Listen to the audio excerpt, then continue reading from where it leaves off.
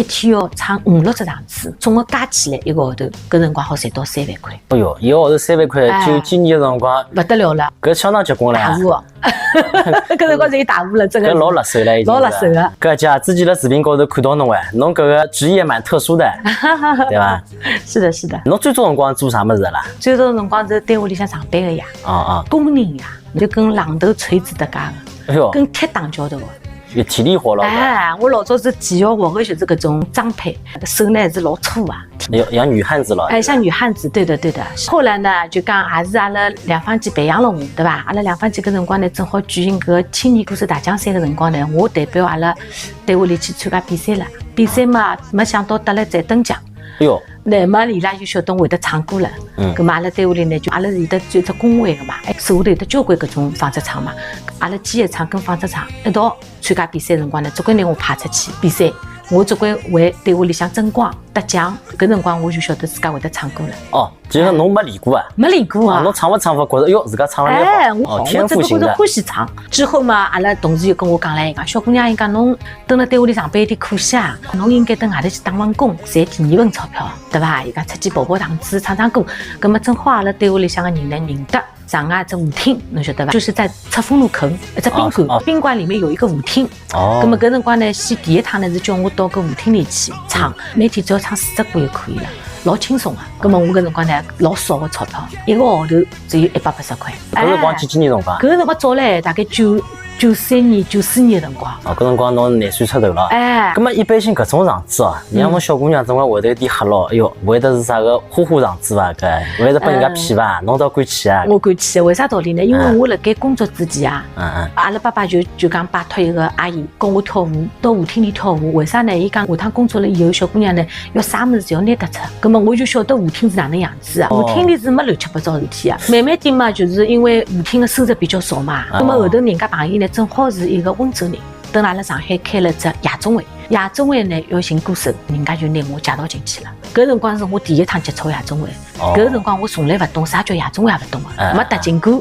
去了以后呢，看哦，原来夜总会哦，就是讲歌舞升平哦，搿种用钞票侪老结棍个。那么到了搿个地方，等于是开启了我唱歌的生涯了。我之前看到了人家视频里讲，侬90年的辰光，埃面搭夜总会就一个号头好赚到3万块啦。是搿能介个，刚刚出去赚呢，哪能赚得着介许多了，对伐？搿辰光我第一只场子辰光只有50块工资，一个号头1500块，1500块呢，再加上人家每天有得点歌啊，侬另外再分成1500块是底薪。好个辰光，一个号头几千块是随便赚赚个。那么一直唱到97年的辰光，正好搿辰光我是比较卖力个，一天要唱5、6只场子，5、6只场子费用总共加起来一个号头，搿辰光好赚到3万块。哦哟，一个号头3万块，90几年的辰光不得了了，搿相当结棍了。大户哦，搿辰光是有大户了，真的。搿老辣手了，已经。老辣手个，但是呢，我讲是讲赚了老多，但是我自家看不到钞票，因为我身边永远只摆7、8块行钿。自家摆辣皮夹子里零用个，赚得来多少钞票，统统是交拨爸爸妈妈打理的。哦，就譬如讲像侬搿辰光啊，还辣工厂里向上班一点人，工资多少啊？我唱到97年辰光，伊拉工资也只有大概1000多块伐。哎哟，侬是翻了伊拉。哎哟，翻了勿得了10倍了哟。搿是比阿拉董事长钞票要多了。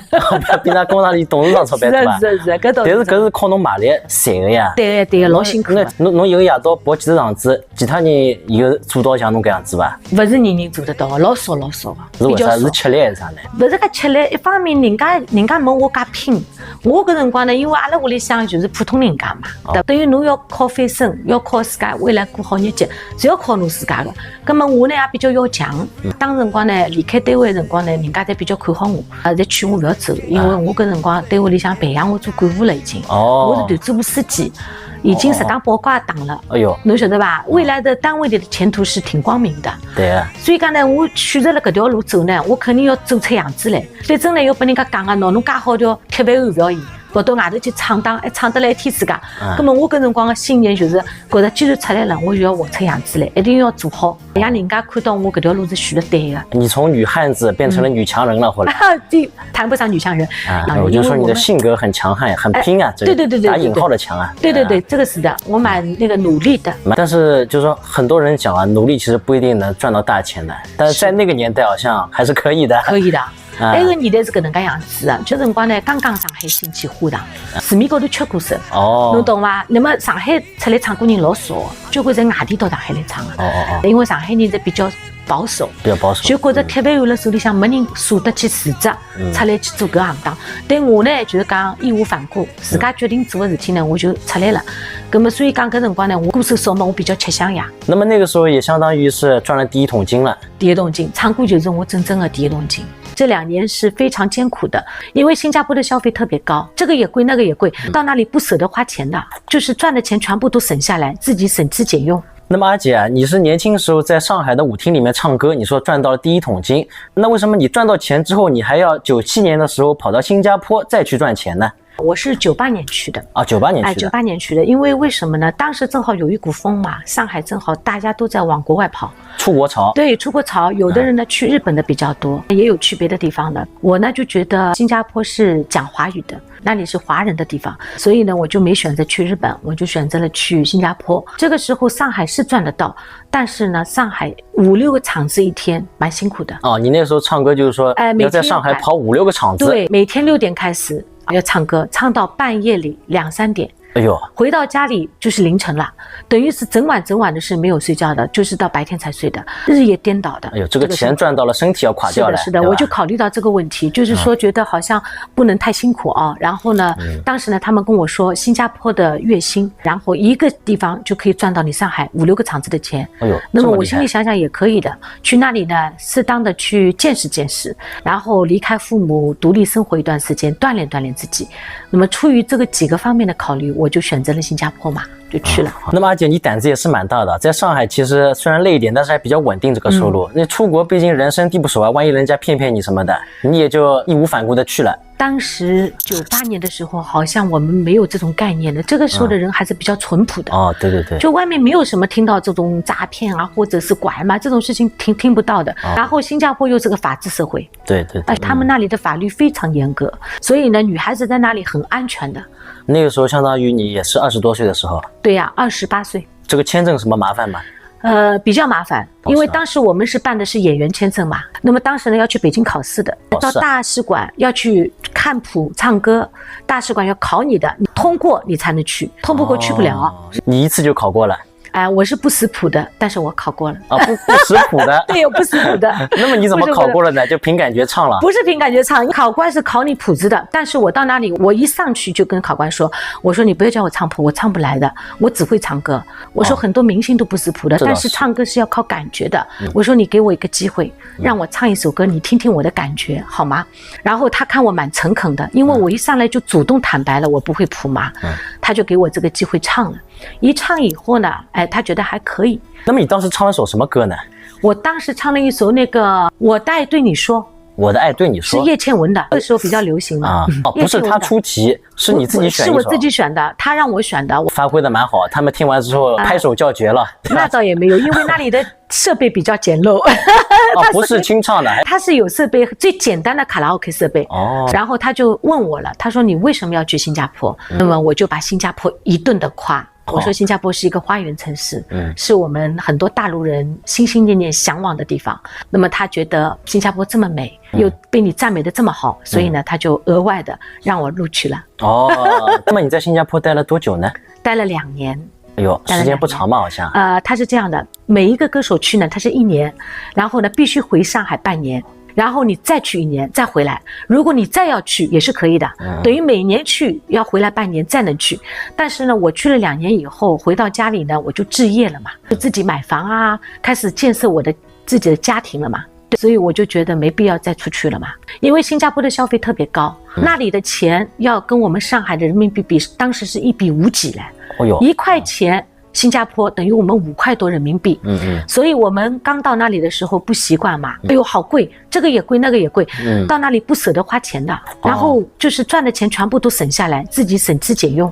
那你在那边这个吃什么呢？吃泡面啊？不是吃泡面，就是说我们几个女孩子啊，都住宿舍的嘛，大家一起叫一辆车。拼车到菜场，然后我们就会买一大包回来，然后自己在这个宿舍里面做嘛，自己烧嘛。你们估计也不怎么出去购物啊、玩啊什么的。不舍得购物的，那里的都是好贵的。是吧？对，我们到了那里就是一门心思就是赚了钱就存钱，存了钱回来到自己家乡来建设，真的这2年是非常艰苦的。那么阿姐，像新加坡那边的夜场啊，帮上海的有些什么不一样吗？不一样，他们的夜场没有我们上海这么繁华，那里的人喜欢去 KTV 的多，喜欢到场子来听歌的人并不多。你那个新加坡的场子是什么场子啊？夜总会歌厅呀。你们在新加坡也是一个大堂里面唱歌？对，我们在大厅里面，我们歌星是在大厅里唱歌的。然后有人点歌嘛？有人点歌，有人捧场，再另外算这样子的。我们这一辈子太辛苦了，趁自己有生之年能够有机会租好房子的话，不要委屈了自己。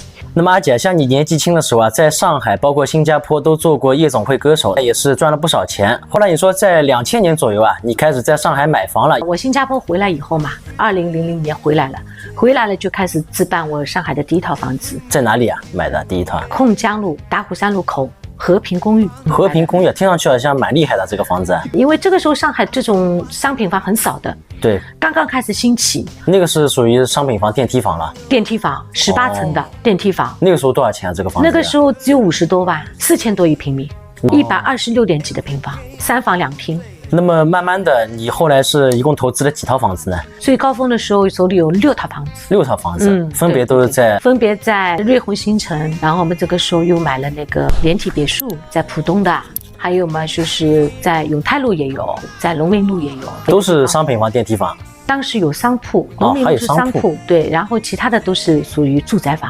那我发现你这个投资眼光还是可以啊。我当时没有想过投资啊，我这个时候就是到了新加坡以后，给我的第2个好处就是我知道了房产是未来的经济发展的趋势。因为新加坡当年我去的时候，那里的房子很贵的，1000多万的房子，1000多万人民币的房子，随便哪里都是这样的价钱，好一点的地方都几千万的。这个时候上海的房子才4000多一平米，他们那里已经几千万人民币的房子了。所以我就感觉我们上海也不错呀，大都市呀，未来房子肯定会有发展的趋势的。对，那么像你这些房子的话，都是全款付掉的还是什么？中间也有2套是贷款，但是贷的不多。那说明你做这个歌手确实还是赚到了点钱的，夜总会歌手。对，相对别的行业的话，这个钱的确是当时比较赚得到。那么后来你说你现在也是住了这套别墅啊，是之前这几套房子卖掉换的？是的，是的。因为你们都印象当中歌手很赚钱，但是其实我这套房子是因为我房价的翻倍，我才有机会买的。所以我的财富积累不是靠唱歌的，财富积累是靠我的卖房赚的钱才能够有机会买现在的房子。就你之前那几套房子是后来升值了？对，升的值升的很厉害。升了多少？大概有最多的要10几倍来。10几倍。对，所以我当时买的时候有50多万的，基本上手里的房子都是100多万的，但卖掉都是1000万了。1000万了，不是说都1000万，因为有的面积小，有的面积大嘛。有的100万。但总的来说，我这个房子就是所有的房款都是靠我卖房子赚来的钱买到这里来的。那你为什么会想到换一套大的别墅呢？因为我觉得好像我们这一辈子太辛苦了，趁自己有生之年能够有机会租好房子的话，不要委屈了自己。然后呢，正好给父母养老，让他们有一个安享晚年的地方。未来房子东西是可以传承的，如果我老了以后呢，还可以传给我的孩子，所以我觉得这个是有必要的。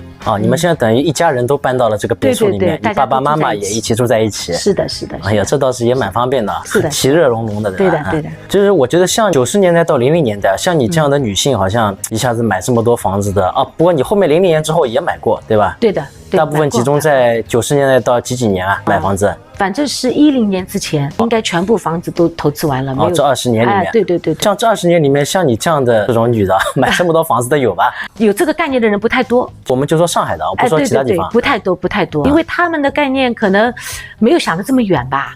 我当时买房子出于什么？不是为了房子，没有想到房价会涨得这么高。我是觉得我这个工作啊是一个青春饭嘛，未来不唱歌了以后，我觉得我没有保障了。那么多买点房子呢，我收租，然后呢，我可以通过租金来养活自己。那么像你买了这么多房子之外，你还有留钱吗？还是说全部投在这个房子里面了？基本上投了，因为为什么呢？我的装修也很贵，我其实老本不多了，我都已经在这个房子上已经花的差不多了，没有这么多老本可以吃，所以还需努力呀。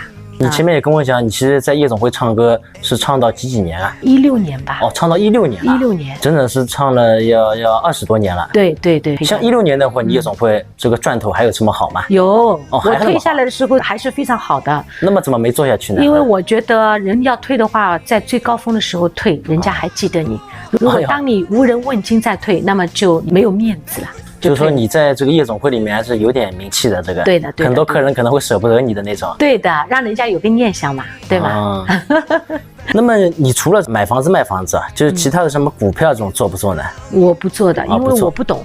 不懂。我这个人不是很聪明，其实是运气比较好一点。那你太谦虚了，阿姐。运气比较好一点，赶上了社会的红利。这倒是。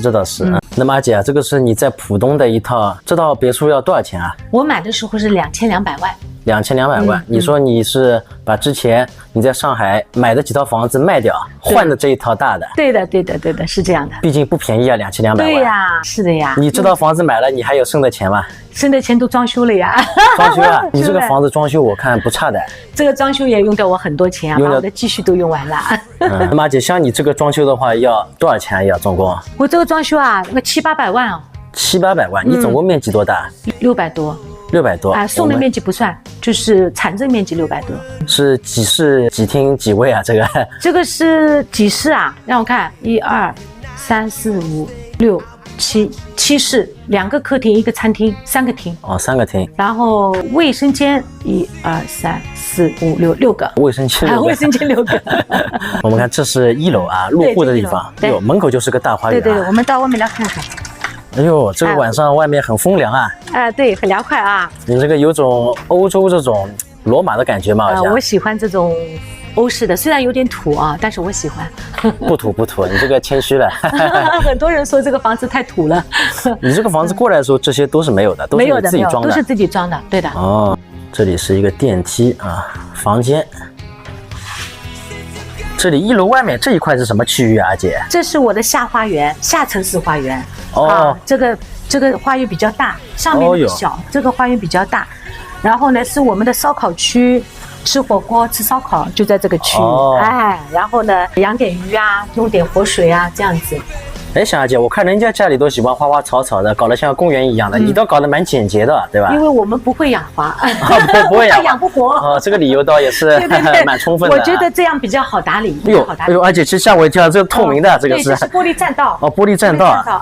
你专门设计的透明的。专门设计的，因为我楼下有个厅嘛，我想采光不要影响，所以做玻璃栈道就不会影响采光了。这样子的。一直过去是我的工作室。这里外面还能连到工作室。对，我的工作室。哎呦，阿姐啊，这里是你什么空间啊？这个是我的直播空间。你平时做直播就在这里做的？对呀，里面的你看小小的地方五脏俱全吧。哎呦，麻雀虽小五脏俱全。你这个搞得比人家拍电影的还专业了。是的。你还有绿幕嘞，你就每天的背景是要换的是吧？对，每天的背景都不一样。这些都你自己搞的吗？都是我先生帮我一起。哎呦，你先生也是蛮有才的。这个灯啊是加农马啦，这是。真我妈呀！哎呦，这个灯。从上面贯穿到下面一共有几层楼啊？这个别墅我一共3层。3层。哎呦，阿姐，这里是哪个区域了？这个是西厨。西厨做咖啡啊，做烘焙啊，烤箱、烘箱、蒸箱。你这个家里搞得像饭店一样的一个桌子，平时有这么多人来吃饭吗？经常。经常。我们家里是喜欢朋友聚会的，经常。那么烧菜谁烧呢？烧菜我妈烧，有的时候朋友来朋友烧。这样子的。反正我不会烧。这个里面是？这里面厨房。厨房间。对。哎呦，你这个厨房有点像人家奢侈品店嘛，看起风格。像阿姐，我很好奇，你家里有几个冰箱？你前面讲。7个冰箱。你们家里5个人要7个冰箱啊？都满的冰箱里面。因为我的2个是潜入式冰箱，你看看这个是厨的吧？打开的都是冰箱呀，看到不啦？我们刚刚呢拍了一下阿姐这个冰山一角的家里啊，因为很多都是卧室，也不方便进去拍了，就意思给大家看一下啊。那么阿姐，像你前面这个直播室，你现在还是在做直播的是吧？对的。那为什么会突然想到做直播呢？我没有什么大的想法，没有想过成名啊，做网红啊，或者是要赚多少都没有想过，就是自己能够把自己的业余时间打发的比较好，然后呢，就是可以在网络上认识很多的新的朋友，很开心。很多人觉得你们钱这么容易赚，这个钱不容易的，透支了自己的身体。我们这种工作其实是没有自己的时间的。大家好，我是王真库啊，应众多网友的要求啊，再来拜访一下阿拉上海的艳阳阿姐啊。大家好，我们又见面啦。那么阿姐啊，上次你这个视频反响非常好啊。那么上次视频你讲在上海的夜总会，包括在新加坡的夜总会啊，你唱歌也是赚到不少钱啊，让你后来也是在上海买了6套房子。那么就有网友质疑啊，说你在90年代、00年代那个时候，在上海的夜总会唱歌，不可能有月入3万的这个收入。因为什么呢？人家肯定以为我是一个地方就赚了3万，这是不可能的。这个年代赚钱，人家工薪阶层的话，大概只有1800块一个月，对吧？700、800肯定有的。你那时候已经是月收入3万了。对，我月收入3万了。那很多网友就怀疑你是不是这个纯唱歌的话，应该不可能吧，赚这么多。这个不要急啊，这个东西大家都可以来推敲的，因为我是怎么样一路走过来的，我自己最清楚，对吗？当时呢，我刚刚出来辞职以后呢，我就觉得啊，一样出来了，我就多唱几个场子。这个时候呢，一个晚上我要赶5场，所以一个月3万的这个钱，不是说唱一个地方得来的，而是我辛辛苦苦从吃晚饭就要出门，乍浦路吃晚饭的时候有唱的，人家在吃饭，我在唱歌，唱好以后再赶到夜总会，要赶几个，最后一场赶到宵夜场。这个时候的宵夜场有一个叫许昌路上的叫富临门，后来还有一个叫维多利亚，在东长治路上的，然后宵夜是2个场，一直到半夜3、4点钟才能到家。每天是这样的生活。然后呢，很多人觉得你们钱这么容易赚，这个钱不容易的。我这个时候为了节约赶场子，因为你赶场子每个地方去的话，你都要路上有时间，那你打的的话，你每天一天打的费都不得了。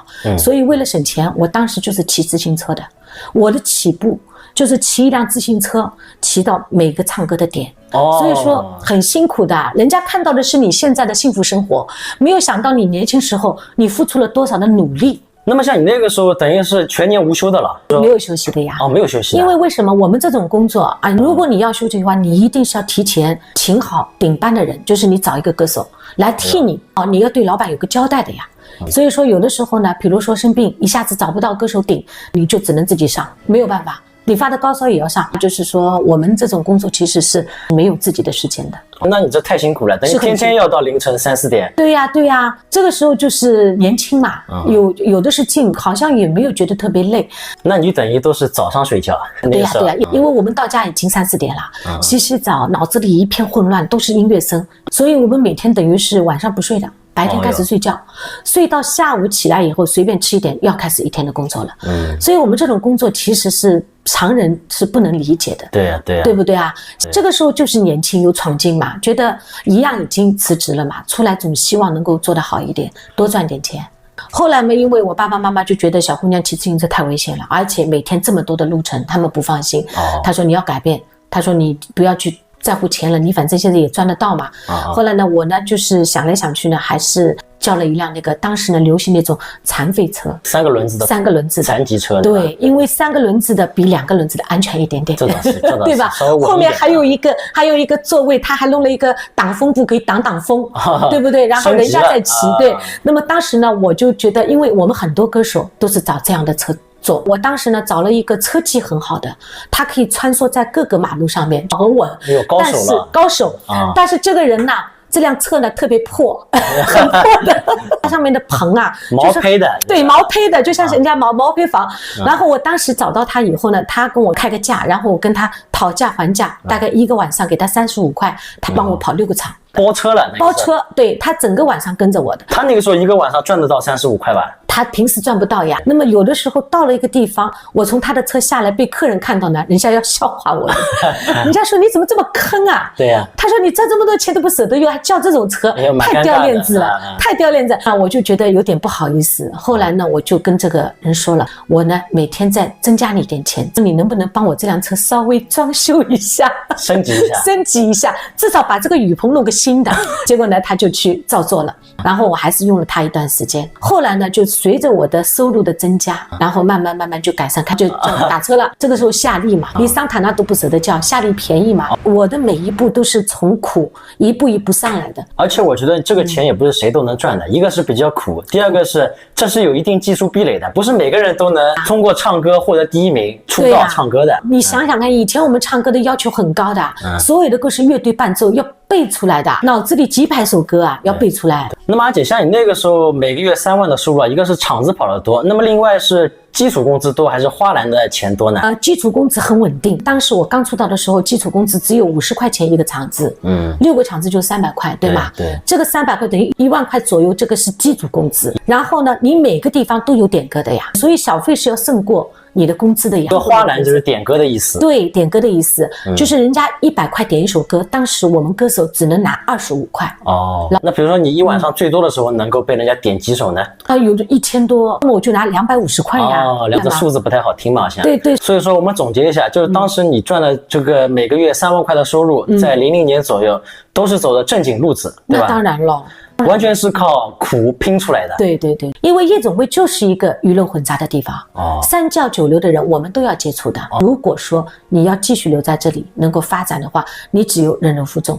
那么阿姐，上一集视频我们讲到，就是你那个时候就00年左右啊，在上海的夜总会跑几个场子能够赚到月收入3万，但是你说其实很多时候啊都是忍辱负重的，这个钱没有什么好赚的。那当然了，有这样一个事情啊，就是我记忆比较深刻的事情。有一次场子里来了一个客人，这个客人呢还很年轻，也很帅，进来以后呢走路样子什么各方面比较张扬，但是呢我是初来乍到，对他不了解。当时我在台上唱歌，我记得很清楚，他进来以后呢就坐在那里坐了一会儿，然后呢就在台下指着我说，你跟我唱一个在雨中，他就这样说。那么当时呢我正好在唱歌，还没有结束前面一首歌，唱到一半他这样说了以后呢，我没有办法停下来，我必须要唱完这首歌我才能够跟他合作或者是回答他的问题，对吗？所以呢我当时就没有回答他，我在唱歌。没想到呢他跑到自己的桌上拿了一杯水走过来从我身上浇上来。哎呦，给你洗澡了一下子。这个时候是天冷，我穿的很单薄的那个演出服从我头上浇到身上，我身上都湿掉了，我的妆也花掉了。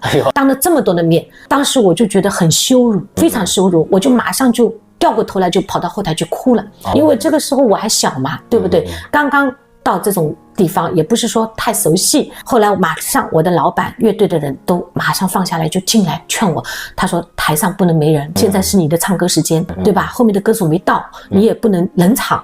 他在劝我，他说你不要生气小姑娘啊，这个事情我们经常会遇到，因为这个人是我们这里比较出名的，他就是这个性格，很多歌手呢都是这样经历过来的，所以呢你不要放在心上啊。他说我们也惹不起他，就这样跟我说。后来我马上就最短的时间，我自己思想考虑了一下，对不对？惹不起他，他是什么大佬啊？他是不是大佬，就是很厉害的这种人。那么当时呢，我也是觉得我自己一想，对不对？我是现在是全职在唱歌，我如果这么好的一个机会场子失去的话，我以后怎么办？再要去找这么好的待遇的场子比较少，对吗？所以呢，我想来想去，如果说你要继续留在这里能够发展的话，你只有人人负重。所以呢，我当时就第一时间做出选择，就是马上把眼泪擦干，补了一下妆，马上回到台上。然后呢，我做了一个让老板和所有乐队都没有想到的举动。你也泼了个水在他脸上？没有，怎么可能？我哪里有这个底气？开玩笑。我就拿起话筒，第一件事情到了台上，我就拿起话筒跟这个大哥打招呼。我说大哥对不起，我说我是初来乍到的，我说我不太懂这里的规矩，我说刚刚都有得罪，希望你大人不计小人过。我说我们现在可以合作。这句话一说完以后，所有的全场的人给我掌声。你搞了个大哥在面孔红嘞，因为我是很诚恳的在台上给足他面子的，所以呢，他可能也反思了一下，他当时没有做出任何的举动，也没有上来跟我唱歌，但是我唱完以后，我再过去。换了衣服，换了便装，我再过去跟他打招呼的时候，你又去打招呼？又去打，因为我唱完歌以后换完便装，我要下班之前要跟每个客人打招呼的嘛。我继续的到他这里打招呼，再一次很诚恳的跟他道歉。这个时候他被我感动到了，所以说呢，他就跟我说了，他说这个小妹妹不错啊。后来呢，我们就成了好朋友了。成了好朋友了。对，就接下来的日子就是说，没有人敢欺负我。如果我在这里工作的话，没有人敢欺负我，因为他就把我当妹妹了。所以呢，我在那里呢就可以很稳定的、很安全的在那里唱歌。你也可以呼风唤雨。我不会呼风唤雨，我不是张扬的人，我绝对不会利用关系。但是我们就是最基本的一个想法，就是我不想去利用别人干嘛，但是我不想人家来惹我麻烦。我想我能够平平稳稳的在这里唱歌赚钱，不要有任何麻烦就可以了。你不会和大哥在一起了吧？怎么可能呀？没有，怎么可能呀？不可能的啊！大哥看你美女啊，对吧？但是不是这样说的，对不对？就把你当成纯的妹妹，就是妹妹，又觉得我这个妹妹也是蛮会做人的。再说这个大哥跟我年纪相差很多，人家是有家庭的呀。再反过来讲了，因为我喜欢的类型比较文雅的，这倒是真的。他只能做我哥哥。像这样的事情啊，应该在你这个夜总会唱歌的时候很多很多，因为夜总会就是一个鱼龙混杂的地方。三教九流的人我们都要接触的。其实这是一个最好的社会大学。就什么老板、流氓，对，都有。你可以看到高端的，你也可以看到最低端的，都坐在一起。你可以看到无赖，你也可以看到高尚，都有。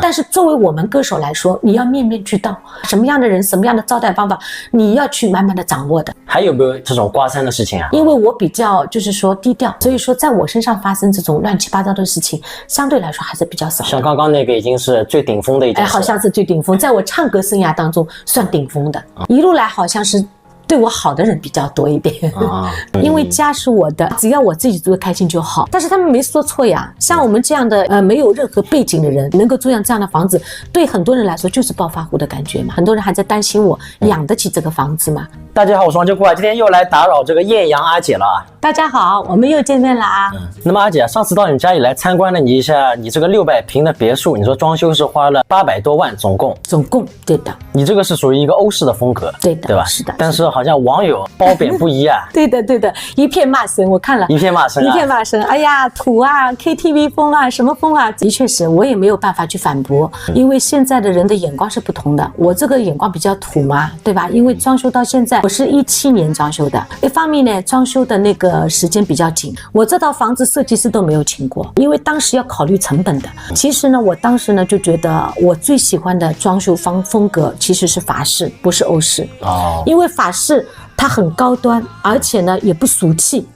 非常好看，当时我就是冲着法式的这个样子去的，然后呢叫人家帮我做了个报价，后来报价出来吓了我一跳，因为我身边的钱自己心里有数的嘛，我超越以后我就付不起了嘛，对不对？然后法式的装修更贵，所以我就放弃了。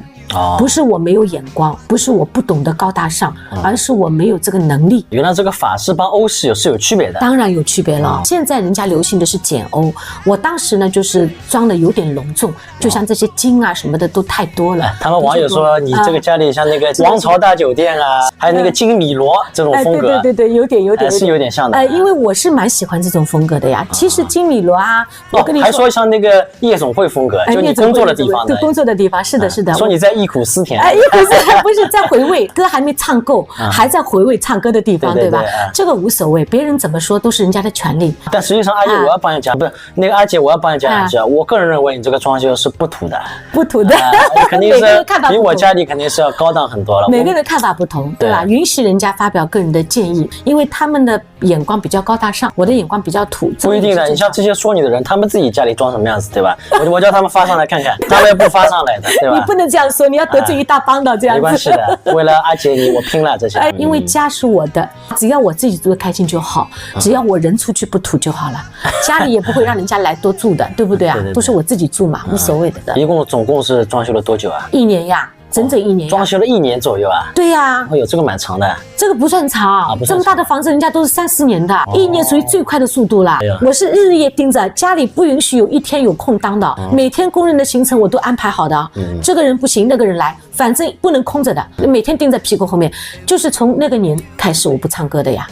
我就退下来了呀，正好有空了。对呀，因为我觉得我要全心全意装修房子嘛，我想一步到位了嘛，不想在以后再麻烦，对不对？所以呢，也是花了很多心血的。其实我觉得有些网友啊，我觉得土这个词还是有点过了一点。我觉得他们这些网友可以说你有点土豪味，对吧？有点暴发户的这个味道。对。但是这个土呢，就有点不太恰当了。其实他们就是说暴发户呀，但是他们没说错呀。像我们这样的一个没有任何背景的人，对不对？能够住上这样的房子，对很多人来说就是暴发户的感觉嘛。很多人还在担心我养得起这个房子嘛，所以我在讲呢，大家放心，养房子还是养得起的，因为我的消费也不是很高。养房子嘛，就是这个水电煤、物业管理、水电煤，对吗？方方面面的确是要有点费用。像那个物业管理，很多人很好奇，比如说1年大概多少钱啊？我们这里不贵，我们这里是非常实惠的，没有人家想象这么贵。而且有些人还说你这个房子肯定是在很偏远的地方，否则怎么可能才2000万套这个别墅？那他们怎么不说我的房子是16年买的？对呀，他们不知道你是16年买的。对呀，我不是现在买的呀，对不对？16年买2000万的房子，我买的时候已经涨价涨了700万了。如果说我当时买的早的话，我的装修钱就出来了。他们说现在这个跌得很厉害，是这样吧？没有啊，我们这里好的地段是不会跌的，不跌的。记住啊，我们这里四通八达啊，我们这里是到南京路到淮海路，如果是高架不堵的话，15分钟到淮海路，对，20分钟到南京路。对，网友们自己去猜吧，在哪里？不会告诉你们的。很多人私信问我，我都替你保守住这个秘密了。这个是，因为我要考虑到邻居的感受，这倒是，对不对？所以大家理解啊，理解。反正我看现在没有一个人猜对的。那么阿姐啊，听讲你有好东西要给我看一看。不是什么好东西，这2天我正好在翻照片，家里很多的老照片，你知道吗？正好你今天来呢，我正好找出几张，哎，给你看一下，介绍一下。因为很多网友说叫我把年轻的时候的照片，他说让展现出来，让我们看一看。对啊，我也很好奇，阿姐现在颜值就这么高，年纪轻的时候那不还没有，所以说不是你们想象这样的。那个时候呢，我在新加坡的时候，正好香港的明星陈松伶到新加坡来，然后呢，我正好有机会跟他一起喝下午茶。哦，陈松伶啊，对，我们在文华酒店包了一个房间，我们一起喝的下午茶。这时候你是几岁啊？这个时候我29岁。哦，这个呢，跟大家介绍一下，是陈松伶的经纪人，她是一位女士，看起来像男士啊。陈松伶当时呢是经常到新加坡做公益的。然后回国以后呢，我会参加各种的年会的活动啊什么的。那么阿姐，这张照片你说要隆重介绍一下，这位美男子是谁啊？这位美男子啊，我跟大家介绍一下啊。大家记得我们上海有一个5星擂台赛嘛，就是10连冠5星奖。当时有一个很火的一个选秀项目叫5星擂台，然后呢，我的这个男歌手呢，他是10佳歌手，上海10佳歌手，叫周文智啊，他当时就是10连冠，就是10次都拿到了冠军。哦，这么厉害！所以当时在上海呢比较出名的，他也是我的恩人，就是我的师傅。哦，就是因为他当时把我收留下来，觉得我是可以培养的，留下来，所以我才能够走上这条唱歌的道路。那么这个时候你是在哪里跟他合照的？这个时候我们在一起演出，我们在夜总会演出的时候，他也是歌手嘛，他又是节目主持人兼歌手，所以说呢，当时呢，他等于就是我的踏进演艺圈唱歌的领路人。